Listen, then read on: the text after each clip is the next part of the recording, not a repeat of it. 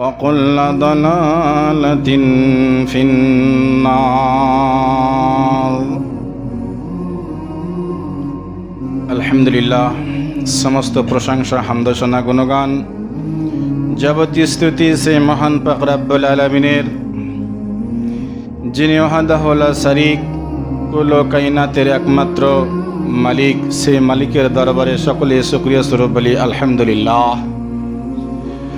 অতঃপর আমার আপনার সারা জাহানের বিশ্বের গুরু, যিনি কর্মের সারা আমিনার লাল মুরুদুল আলাকাই নামদার তসদার মাদানী হামদ মুস্তাফা মুহাম্মদ মুস্তাফা সাল্লাল্লাহু আলাইহি সাল্লামের প্রতি অজস্র ধারায় দুরূদ সালাম বর্ষিত হোক। আল্লাহুম্মা আমিন। আল্লাহুম্মা সাল্লি আলাই, আল্লাহুম্মা বারিক আলাই। মহতারাম, আজকে পবিত্র জুমার দিন, জুমাকে সামনে রেখে অল্প একটু টাইম গুটি কয়েক কথা আলোচনা রাখবো, যদি আমার মাবুদ আমাকে তৌফিক এনায়েত করেন। ওমা তৌফিকি ইল্লা বিল্লাহ। আমি যে বিষয় নিয়ে আলোচনা রাখতে চাইছিলাম, যে আমরা বর্তমান এই সমাজ, ইসলাম যে শিক্ষা দিয়েছে সেই শিক্ষাকে বাদ দিয়ে আমরা আমাদের মন মতো শিক্ষাকে পছন্দ করতে শিখেছি। এই দুনিয়া আমাদের কাছে এখন গ্রহণযোগ্য, প্রাধান্য বেশি, কিন্তু পরলোকের যে জীবন, যে জিন্দেগি আছে সে বিষয়ে আমরা একেবারেই ওয়াকিবহাল, না জানার মতো হয়ে আছি। এই জিন্দেগিতে আমরা চিরস্থায়ী থাকতে আসিনি, এখানে সাময়িকের জন্য এসেছি। বিশ্ব নবী জনাবে আরবি হুজুর আকরাম সাল্লাল্লাহু আলাইহি সাল্লাম তিনি কিছু সাহাবীকে নিয়ে একটি বাজার দিয়ে যাচ্ছিলেন। হাদিসের রাবি জাবের রাদিয়াল্লাহু তাআলা আনহু তিনি বলছেন যে আমি বিশ্ব নবী সাল্লাল্লাহু আলাইহি সাল্লামকে দেখলাম একটি বাজারের এক পাশে একটি মরা ছাগলের, বকরির বাচ্চা কান কাটা অবস্থায় পড়ে আছে। বিশ্ব নবী সেই ছাগলের কাছে গিয়ে কান ধরে বলছেন, হে উপস্থিত সাহাবারা, তোমরা কি এই ছাগলটা কেউ 1 দিরহাম দিয়ে কিনবে? উপস্থিত সকল সাহাবারা বললেন, ইয়া রাসূলুল্লাহ, ইয়া হাবিবাল্লাহ, আমরা কেন ওই ছাগলটা 1 দিরহাম দিয়ে কিনব? যদি আমাদেরকে ফিরিয়ে নিতে বলা হয় তবু তো আমরা নেব না, কারণ ছাগলটা একে মরা, তারপরে কান কাটা। জীবিত থাকলেও কান কাটার জন্য খুঁত হিসাবে ছিল, এটা আমরা কেউ নিতে চাইব না। বিশ্ব নবী জনাবে আরবি হুজুর আকরাম সাল্লাল্লাহু আলাইহি সাল্লাম উপস্থিত সাহাবাদেরকে বললেন, যদি তোমরা দুনিয়ার বুকে একটা মরা কান কাটা ছাগল কেউ অর্থ দিয়ে নয় এমনি দিলেও নিতে না চাও, ঠিক অনুরূপভাবে আল্লাহ পাক রব্বুল আলামিনের কাছে এই দুনিয়াটা হচ্ছে একটা তুচ্ছ নিছক, যার কোনো মূল্য নাই। যে দুনিয়ার আল্লাহর কাছে কোনো মূল্যই নাই, এই দুনিয়ার মোহে আমরা পড়ে, এই দুনিয়ার ভালোবাসাতে পড়ে আমরা আমাদের পরকালের জীবন ব্যবস্থা, যেখানে চিরস্থায়ী থাকতে হবে, যার অনন্তকাল কোনো শেষ নাই, শুরু আছে যার শেষ নাই, সেখানে আমরা থাকবো, তার চিন্তা ভাবনা না করে এ দুনিয়ার চিন্তা ভাবনা করছি। আল্লাহর নবী, এই হাদিসটা সহিহ মুসলিম, এখানে বিশ্ব নবী বলছেন, এই হাদিসের রাবি সাল ইবনে সাদ রাদিয়াল্লাহু তাআলা আনহু বর্ণনা করছেন, বিশ্ব নবী বলছেন, পৃথিবীর যদি আল্লাহর কাছে একটা মশার ডানা, একটা মশা কিংবা মাছির ডানার সমতুল্য যদি মূল্য থাকতো, তা আল্লাহ পাক রব্বুল আলামিন, বিশ্ব নবী বলছেন যে আল্লাহ পাক রব্বুল আলামিন পৃথিবীর কোনো বেঈমান, মুনাফিক, কোনো নাফরমান বান্দাকে 1 ফোঁটা রহমতের পানি আল্লাহ পাক রব্বুল আলামিন কাউকে দিতেন না। তাহলে এই পৃথিবীর সঙ্গে একটা মশার ডানা বা মাছির ডানা, যা লক্ষ লক্ষ জমা করলেও কেউ বিনা পয়সায়, বিনা কারণে কিছু দিয়েই কিনতে চাইবে না, তার মূল্য যেমন নাই, ঠিক আল্লাহ পাক রব্বুল আলামিনের কাছে এই দুনিয়াটার কোনো মূল্য নাই। এখানে আমরা এসেছি সফরের উদ্দেশ্যে। কিছু কাল থেকে আবার অন্য জায়গাতে আমরা সফর, সেখানে যাব। সেখান থেকে আমাদের আবার সফর আছে। শেষ একটা সফর আমরা যেখান থেকে শুরু হয়েছি আবার সেখানে ফিরে যাব। এ বিষয়ে আমাদের কারো কোনো ধারণা, চিন্তা চেতনার মধ্যে আসে না। দিন রাত আমরা বিভিন্ন বিষয় নিয়ে সামাজিক পারস্পরিক সকলেই মিলে আমরা আনন্দ উৎসবের মধ্যে আছি, কিন্তু যে জায়গাতে এসেছি এই জায়গা থেকে ফিরে যেতে হবে এই চিন্তাটুকু আমরা কেউ এখন পর্যন্ত রাখছি না। অথচ বিশ্বনবীর সাহাবারা সব সময়তে পরকাল নিয়ে চিন্তিত ছিল যে আমাদের পরকালটা কিভাবে ভালো হবে, এ বিষয়ে তারা সব সময়তে ব্যস্ত থাকত। আর একটি হাদিস আপনাকে বলি, এই হাদিসটা সহিহ মুসলিম, সহিহ বুখারী এবং মুসনাদে আহমদে এসেছে। বিশ্বনবীর জবানের হাদিস। এই হাদিসের রাবি হযরত ওমর ফারুক রাদিয়াল্লাহু তাআলা আনহু। ওমর ফারুক রাদিয়াল্লাহু তাআলা আনহু বলছেন যে আমি একদিন বিশ্বনবীর হুজরাতে তার খিদমতে আমি যাওয়ার জন্য প্রস্তুতি নিয়ে সেখানে গিয়েছি।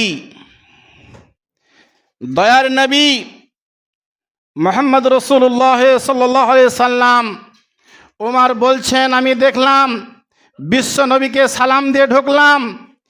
বিশ্বনবী একটি খাটিয়া, যেটা দড়ি দিয়ে বা খেজুরের চাটাই দিয়ে বোনানো খাটিয়ায়, এতে এইভাবে শুয়ে আছে, কাত হয়ে শুয়ে আছে।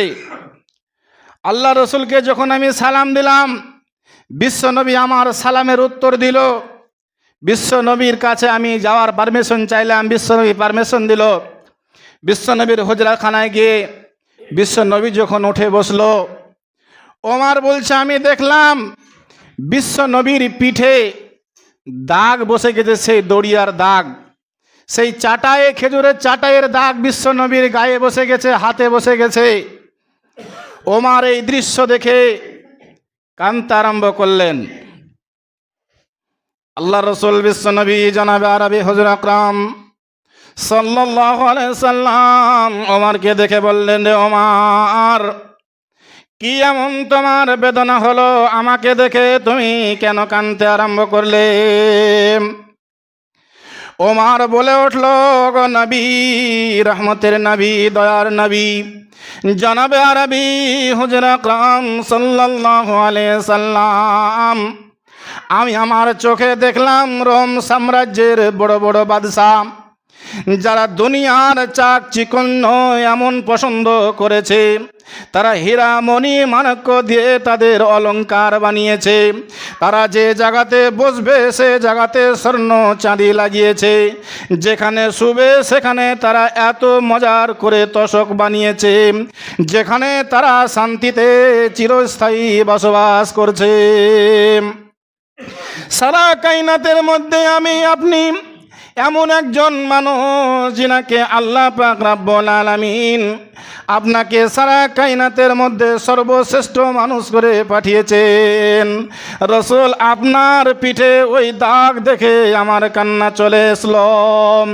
পৃথিবীর বর্তমান যারা বেঈমান, মুনাফিক, কাফের, এরা এত সুখ স্বাচ্ছন্দ্য করল, অথচ আপনার মতো মহামানব দরদী নবীর কোনো সুখ স্বাচ্ছন্দ্যের ব্যবস্থা নাই। সামান্য একটি খাটিয়ার উপর শুয়ে থেকে আপনার পিঠে দাগ বসে গেছে। এই দৃশ্য দেখে রসুল আমার কান্না চলে আসলো। বিশ্ব নবীর পিঠে দাগ দেখে ওমরের একটা আবেগ ঘন কান্না চলে আসলো।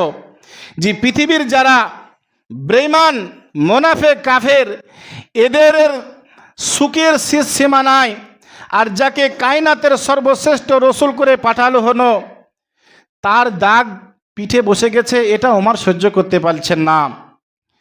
ওমর বলছে আমি আরো দেখলাম বিশ্ব নবী যে ঘরে বসবাস করে, ওই ঘরের মধ্যে 500 কিংবা তার কিছু কম জব আছে, আর একটা খেজুরের বোনানো পাটি আছে, আর একটা পানি পান করা সরা যাকে বলে বা কলসি বলে সেটা আছে, সেটা কাত হয়ে পড়ে আছে। ওমর বলছে আমি দেখলাম বিশ্ব নবীর এখনো ঘর, এখনো বিল্ডিং নয়, খেজুর পাতার বানানো চাটাই দিয়ে ঘেরা এইরকম একটা ঘর। ঘরের মধ্যে কোনো দামি আসবাবপত্র নয়, শুধুমাত্র একটা খেজুরের পাতার বানানো পাটি খাড়া করা আছে, আর কিছু জব আছে, আর একটা পানি পান করা পাত্র, সেটাও কাঠ হয়ে পড়ে আছে। এই দৃশ্য আমি দেখলাম। বিশ্ব নবী এই ধরনের কথা ওমরের শুনে ওমরকে বলছেন, ওমর তুমি শান্ত হয়ে বসো। ওমর রে, তুমি একটিবার শোনো, পৃথিবীতে যদি আমি সুখ স্বাচ্ছন্দ্য করতে আসতাম ওমর রে, আমার জন্য উহুদ পাহাড় স্বর্ণ হয়ে যেত। আমি দুনিয়াতে বালাখানা করে আরাম আয়েসে জিন্দেগি যাপন করতাম, আমার জন্য আল্লাহ ব্যবস্থা করে দিত। কিন্তু ওমর তুমি জানো না, এই পৃথিবী ক্ষণস্থায়ী জায়গা, কখন আছে কখন নাই। আমি কেমন করে এই ক্ষণস্থায়ী জায়গাতে চিরস্থায়ী বাসস্থানের জন্য, আরামের জন্য ব্যবস্থা করব রে ওমর। বিশ্ব নবী ওমরকে বলছেন যে এই দুনিয়াটা ক্ষণস্থায়ী, যেখানে অল্প টাইম থাকবো আবার চলে যাব, কেন এখানে আমি স্থায়ী বাসস্থানের জন্য ব্যবস্থা করব ওমর? বিশ্ব নবী বললেন, রে ওমর তুমি শোনো, পৃথিবীর বুকে যত বেঈমান ইহুদি খ্রিস্টান নাসারা বৌদ্ধ জৈন যত জাতির কমান্ডার আছে, জাতি আছে, তারা দুনিয়াতে তাদের জন্য আল্লাহ জান্নাতের মতো করে দিয়েছে। তারা পৃথিবীর যেখানে যা ইচ্ছা মন মতো করে নেবে। আর একজন মুমিন ইমানদার মুত্তাকি বান্দার জন্য দুনিয়াটা হচ্ছে জাহান্নাম বা জেলখানা। বিশ্ব নবী বলছেন যে পৃথিবীর বুকে যারা ইহুদি জাতি, বিভিন্ন ধর্মের জাতি, তারা সহ তাদের লিডাররা দুনিয়াটাকে জান্নাত মনে করে এবং এই দুনিয়ার সুখ স্বাচ্ছন্দ্যকে তারা অগ্রাধিকার দিয়ে দুনিয়ায় চিরস্থায়ী থাকার জন্য তারা বিভিন্ন রকম বাসস্থান তৈরি করে। কিন্তু এটা আমার থাকার জায়গা নাই, আমি এখান থেকে চলে যাব, কোনো দিন এখানে থাকার জন্য আমি ভালো কিছু করতে চাই না। বিশ্ব নবী জনাবে আরবি হুজুর আকরাম সাল্লাল্লাহু আলাইহি সাল্লাম ওমরকে বলছেন, ওমর তুমি যদি কোনো জায়গাতে সফরের উদ্দেশ্যে বের হও, তোমার যদি শরীর ক্লান্ত হয়ে যায়, মনটা যদি একটু জিরানোর ব্যবস্থা থাকে, কোনো জায়গাতে তুমি কোনো ছায়াতে বসে একটু 10 মিনিট কিংবা কোনো টাইম বসে নিজের শরীরটাকে ঠান্ডা করে নেওয়ার জন্য কোনো গাছের তলে বসে থাকো রে ওমর রে, তুমি বলো ওই জায়গাতে ওইটুক টাইম থাকার জন্য সেখানে কি তুমি কোনো অট্টালিকা, কোনো বালাখানা, কোনো বাসস্থান, কোনো বাথরুমের ব্যবস্থা, কোনো কিছু তুমি করতে চাও? ওমরকে বিশ্ব নবী বলছেন যে ওমর তুমি যদি কোনো সফরের উদ্দেশ্যে বের হও, সেই জায়গাতে তোমার যদি শরীরে ক্লান্তি আসে, সেখানে কিছু রেস্টের জন্য কোনো গাছের তলাতে তুমি বসতে চাও, সেখানে কি তুমি বিল্ডিং, বালাখানা বা আসবাবপত্র নিয়ে ইত্যাদি নিয়ে তুমি কি রেডি হও? ওমর বললেন, না, আমি কেন রেডি হব? আমি তো অল্প টাইম ওখানে রেস্ট নিয়ে আবার চলে যাব গন্তব্যের দিকে। বিশ্ব নবী ওমরকে বললেন, রে ওমর, ওই ঘটনাটাই তুমি স্মরণ করো।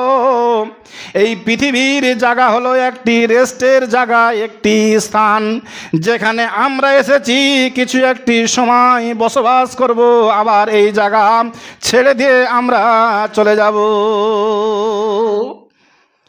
বিশ্ব নবী ওমরকে বলছেন যে ওমর, আমরা একটু রেস্টের জন্য দুনিয়াতে এসেছি, জিন্দগিটা একবার তাকিয়ে দেখো ওমর, কে কতটুকু বয়স পাচ্ছে, এইটুকু তার রেস্টের সময়। এই রেস্ট শেষ হয়ে গেলে তাকে আবার তার জায়গাতে পৌঁছে দেওয়া হয়। তাহলে এই জায়গাতে তুমি সুখ স্বাচ্ছন্দ্যের জন্য তুমি কি তোমার পরকালকে ভুলে যেতে চাইছো? পরকালকে ভোলা চলবে না। তাই বিশ্ব নবী যখন ওমরকে এইভাবে বুঝিয়ে দিলেন, ওমর বুঝে গেলেন আর বললেন, রসুল গো, সত্যি আপনি আদর্শ নেতা। বিশ্ব নবীকে যখন এইরকমভাবে তাকে বহু কিছুর বহু কিছুর তাকে অপার দেওয়া হয়েছিল, সুখ স্বাচ্ছন্দ্যর জন্য নারী দেওয়া হয়েছিল। পৃথিবীর যত অট্টালিকা, বাদশা, বালাখানা সব কিছু কাফেররা দিতে চেয়েছিল, কিন্তু বিশ্ব নবী সমস্ত কিছু উপেক্ষা করে এই আমাদের মতো হতভাগা যে আমরা মুসলমান, এদের মুক্তির জন্য বিশ্ব নবী সারা জিন্দেগি ভোর চিন্তা করে গিয়েছে। সারা জিন্দেগি ভোর চিন্তা করে গেছে যে এই উম্মত কি করে নাজাত পাবে, কি করে পরকাল তাদের ভালো হবে। আল্লাহ পাক রব্বুল আলামিন পবিত্র কোরআন সূরা আল হাসর 7 নম্বর আয়াতের শেষ অংশে বলছেন কি, ওয়া মা আতাকুমুর রাসূলু ফাখুযুহু। আল্লাহ পাক রব্বুল আলামিন বিশ্ব নবীকে উদ্দেশ্য করে জিবরিলের মারফতে নোটিশ দিয়ে বলছেন, হাবিব তুমি তোমার উম্মতকে জানিয়ে দাও। আল্লাহর রাসূল বলছেন, রে উম্মত তোমরা শোনো, আল্লাহর তরফ থেকে আয়াত এসেছে, আমি তোমাদেরকে যা কিছু দিব, যা কিছু বলবো, এগুলো তোমরা জিন্দেগি জীবনে মেনে নাও, তোমরা কামিয়াব হয়ে যাবে। ওয়া মা আতাকুমুর রাসূলু ফাখুযুহু। আল্লাহ পাক রব্বুল আলামিন বিশ্ব নবীর মারফত দিয়ে জানাচ্ছেন পবিত্র কোরআনে, ও জগৎবাসী, রাসূল তোমাদেরকে যেগুলো ধরতে বলে, যেগুলো মানতে বলে, যেগুলো ধরে নিতে বলে, যেগুলোকে গ্রহণ করতে বলে, এই সমস্ত জিনিসগুলোকে তোমরা ধরে নাও, গ্রহণ করে নাও। তাহলে রসুলকে আল্লাহ পাক রব্বুল আলামিন নোটিশ করে আমাদের জন্য বলতে বলছেন যে রসুল আমাদের জন্য যেগুলো বলতে বলেছে, যেগুলো করতে বলেছে, সেগুলোকে আমাদেরকে মেনে নিতে হবে। এটা আমাদের জন্য মানা একদম অপরিহার্য ফরজ, যেহেতু পবিত্র কোরআন। তাহলে বিশ্ব নবীর কথাগুলো কি আমরা বর্তমানে মানতে পারছি? আমরা বিশ্ব নবী যেই সমস্ত কথাগুলো বলেছে, আল্লাহ পাক রব্বুল আলামিন বললেন সেই কথাগুলোকে তোমরা মেনে নাও। যদি তোমরা মেনে নাও, দুনিয়াতেও সাফল্য পাবে এবং পরকালেও কামিয়াবি পেয়ে যাবে। তারপরের অংশে আল্লাহ পাক রব্বুল আলামিন বললেন, ওয়া মা নাহাকুম আনহু ফান্তাহু। ও জগৎবাসী, তুমি ভালো করে শোনো, রসুল যেগুলোকে ধরতে বলেছে ধরে নাও, আর রসুল যেগুলোকে ছাড়তে বলেছে সেগুলোকে ছেড়ে দাও। আল্লাহ পাক রব্বুল আলামিন বিশ্বনবীর মারফতে আমাদেরকে বলে দিলেন, আমাদেরকে বিশ্বনবী কোনগুলোকে ধরতে বলেছে আর কোনগুলোকে ছাড়তে বলেছে। যদি আমরা এই দুটো জিনিসের মধ্যে ডিসব্যালেন্স করি, যদি পার্থক্য না করতে পারি, আমাদের জিন্দেগি জীবন ইহকাল পরকাল দুই জায়গাতেই নাফল হয়ে যাবে। আল্লাহ রসুল দুই জায়গার জন্য আমাদেরকে যে ভালো থাকতে পারি তার জন্য বললেন যে রসুল যেগুলোকে বলছে এগুলোকে তোমরা ধরে নাও, আর যেগুলোকে বলছে এগুলোকে তোমরা পরিহার করে দাও, ছেড়ে দাও। যদি আমরা ছেড়ে দিই, আমাদের জন্য পরকালটা অত্যন্ত ভালো হবে, পরকালটা অত্যন্ত ভালো হবে। কিন্তু আমরা বর্তমান যুগে বিশ্ব নবী বললেন যে তোমরা 5 ওয়াক্ত সালাতকে কোনো সময়তে ছেড়ে দিবে না। আমরা প্রথম নম্বরেই আমরা এখানে ফলস হব যে আল্লাহ রসুল বলেছেন আমাদেরকে নামাজ ছাড়তে দেওয়া হবে না, ছেড়ে দেওয়া হবে না, আমরা নামাজ ছেড়ে দিয়ে বসে আছি। আল্লাহ রসুল যত রকম ভালো কথা বলেছেন সমস্ত কথাগুলো আমরা জানি, আমরা বিবেকমান বুদ্ধিমান, আমরা বুঝি যে কোনগুলো আমার জন্য করা যাবে আর কোনগুলো করা যাবে না। তারপরেও আমরা সেগুলোকে মেনে চলতে পারি না। তাহলে এই কথাটা যে আল্লাহ পাক রব্বুল আলামিন বললেন সূরা আল হাসর 7 নম্বর আয়াতের শেষ অংশে, তাহলে আমরা কে কতটা প্রাধান্য দিচ্ছি? প্রাধান্য কেউ দিচ্ছি না। তারপরের অংশে আল্লাহ পাক রব্বুল আলামিন বলছেন কি, ওয়াত্তাকুল্লাহা ইন্নাল্লাহা শাদীদুল ইকাব। রে জগৎবাসী, তোমরা ওই সত্তাকে ভয় করো যে সত্তা তোমাকে পৃথিবীর বুকে প্রেরণ করেছে। ওই সত্তা মানে কে?